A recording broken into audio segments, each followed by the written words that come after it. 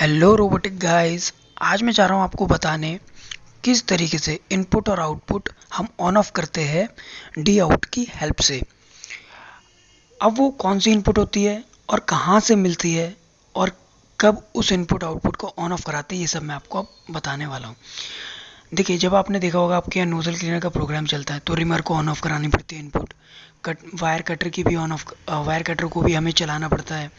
ठीक है, reamer spray भी रहता है नोजल क्लीनर के लिए। तो वो सब कैसे ऑन होते हैं वो सब मैं अब आपको बताने वाला हूँ। देखिए, सबसे फर्स्ट क्या करना है आपको, जब आपको कोई इनपुट आउटपुट ऑन ऑफ करनी है और उसका क्या यूज़ रहता है। अब इससे क्या रहता है, जब हम डी आउट, जो हमारी वैल्यू है, जो हमारा डी आउट है, उससे जो हमारी इनपुट है वो परमानेंटली ऑन होती है। और पल्स, जो पल्स रहती है, पल्स का यूज़ होता है इसीलिए कि कुछ सेकंड तक हम उस पल्स को सिर्फ ऑन कराते हैं, जो भी हम टाइमर डिसाइड करते हैं। डी आउट क्या कर रहा है, परमानेंटली ऑन कर रहा है कि भाई जब तक आप उसको ऑफ नहीं कराओगे वो तब तक ऑन रहेगी इनपुट। ठीक है, और पल्स क्या कर रहा है, सिर्फ कुछ सेकंड के लिए हम उसका टाइमर सेट कर देते कि भाई इतने सेकंड के लिए तेरे को हमारी इनपुट ऑन करानी है, फिर ऑटोमेटिकली ऑफ हो जाएगी। तो ये मेन डिफरेंस रहता है हमारा इन डी आउट और पल्स के बीच में। जो देखिए, डी आउट कब यूज़ करी जाती है, डी आउट यूज़ करी जाती है जब जब हमें किसी इनपुट को अपने अकॉर्डिंग ऑन ऑफ कराना है। जैसे कि रिमर है, हमें पता है भाई देखो 5 सेकंड तक जब तक वो चलेगा नहीं तब तक हमारा रिमर नोजल को क्लीन नहीं करेगा। तो सेम उसी तरीके से।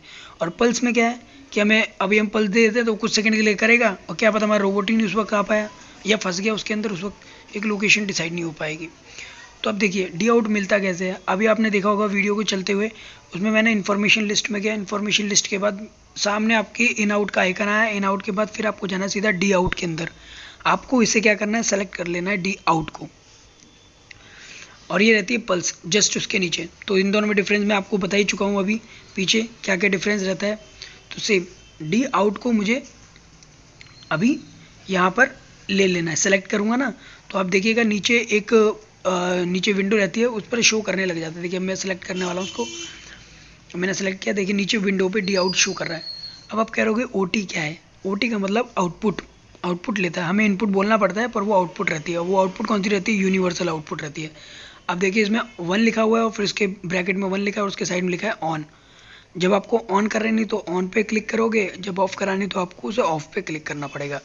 अभी जहाँ 1 लिखा हुआ है वहाँ मुझे जो भी इनपुट ऑन करानी है मैं उसको अगेन सेलेक्ट करके, ठीक है, फिर उसके अंदर कोई ना कोई नंबर टाइप कर दूंगा। अब वो कहाँ से इनपुट आउटपुट रहती है देखिए वो भी मैं आपको दिखाता हूँ। आपको इन आउट में जाना है, सेलेक्ट करिए इस इन आउट को। अब देखिए यूनिवर्सल आउटपुट इसी की ही इनपुट है। हाँ, एकमात्र यही इनपुट आउटपुट है जो हम अपनी मर्जी से ऑन ऑफ करा सकते हैं। यूनिवर्सल इनपुट को ऑन ऑफ नहीं करा सकते अपनी मर्जी से, एक्सटर्नल इनपुट को भी अपनी मर्जी से नहीं करा सकते, और एक्सटर्नल आउटपुट को भी अपनी मर्जी से हम ऑन ऑफ नहीं करा सकते। वो डायरेक्टली सारे पीएलसीज के थ्रू होते हैं। हमें जो ऑन ऑफ कराना होता है वो कौन से रहते हैं, इन और आउट। इन आउट में सिर्फ यूनिवर्सल आउटपुट आप देख रहे होंगे, इसमें मैं नंबरिंग की हुई है मैंने। 1 पर क्या है, साइकिल फिनिश ए, और 2 पे क्या है, cycle finish B. A B क्या है, ये फिक्चर बता रहा है कि इस साइड फिक्चर के, इस साइड फिक्चर के साइकिल फिनिश होगी। 3 नंबर पे मैंने कटर डाला हुआ है जो वायर कटिंग के लिए यूज़ होता है। 4 नंबर पे रिमर डाला हुआ है। 5 नंबर पे मैंने कोई इनपुट ऑन मतलब खाली है मेरे पास। 6 नंबर पे स्पेयर में कोई पड़ी होगी, सॉरी स्प्रे का है, वो किसी ने नाम गलत लिख दिया है, वो स्प्रे का है। और 7 नंबर इंटरलॉक की, 8 नंबर भी हमारे इंटरलॉक की है। अब देखिए ये 4 नंबर रिमर की है। अब इसे आपको मैनुअली ऑन कराना है तो उसके लिए क्या करना है, आपको इंटरलॉक और सेलेक्ट को प्रेस करोगे तो एक साथ प्रेस करना है तो वो ऑन हो जाएगी।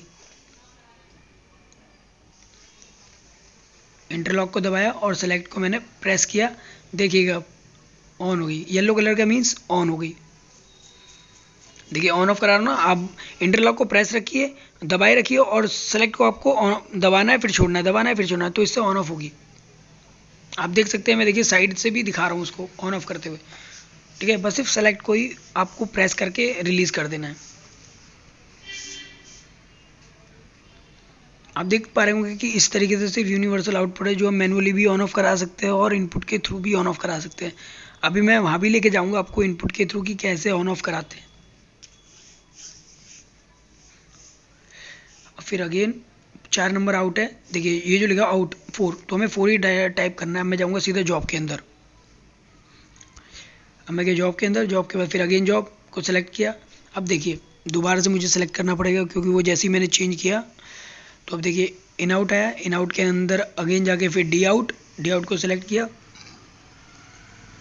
डी आउट को सेलेक्ट करने के बाद अब जहाँ पर 1 लिखा है वहाँ मैं क्या प्रेस करूँगा 4। देखिए 4 मैंने टाइप कर दिया और फिर अगेन एंटर। फिर आगे अब क्या करना है, जब ये एंटर हो गया तो अब करना है हमें इंसर्ट एंड एंटर। मैंने आपको बता चुका हूँ इंसर्ट और एंटर हमेशा करते हैं किसी भी पॉइंट को इंसर्ट कराने के लिए। अब वो आपका रोबोट का मूव पॉइंट क्यों ना हो, कॉल जॉब हो, पल्स हो, कुछ भी हो, आपको उसे मतलब इंसर्ट और एंटर करा कर ही आप उस डिस्प्ले पर उसे इंसर्ट करा सकते हैं। अब देखिए इन आउट है, 4 नंबर की इनपुट देखिए अभी क्या है ऑफ। देखिए ऑफ है ना अभी। अब देखिएगा जैसे ही मैं प्रोग्राम को रन करूँगा वैसे ही ये इनपुट 4 नंबर ऑन हो जाएगी डी आउट के थ्रू। अब मैं जा रहा हूँ प्रोग्राम के अंदर और अब मैं इसे करूँगा नॉब के ऊपर इसका कर्सर, फिर मैं इसे रन करके आपको दिखाता हूँ। अभी तो बेसिकली बिना डी आउट के ही प्रोग्राम ऑन कर दिया।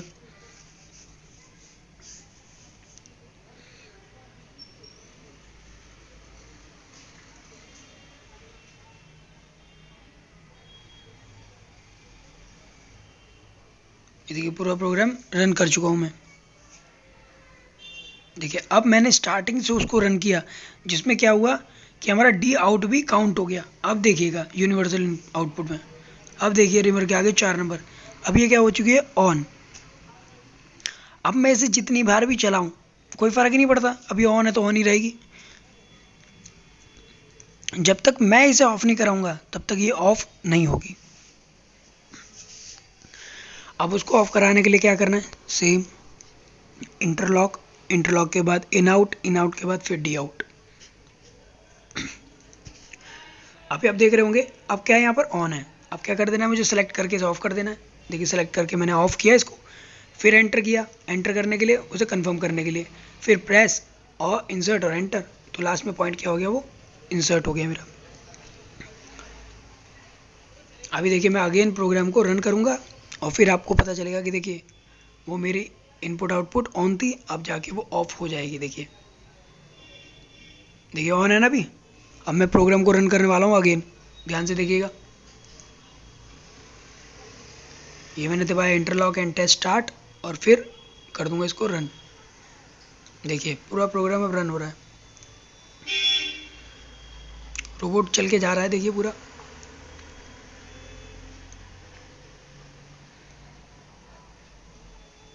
रोबोट चला अगेन और फिर पूरा होम पोजीशन पे आएगा। इतने में मेरा प्रोग्राम पूरा कंप्लीट हो चुका होगा रन होके। अभी फिर मैं आपको यूनिवर्सल आउटपुट में लेके जाऊंगा तब आपको क्लियर हो जाएगा कि किस तरीके से ऑन ऑफ होती है।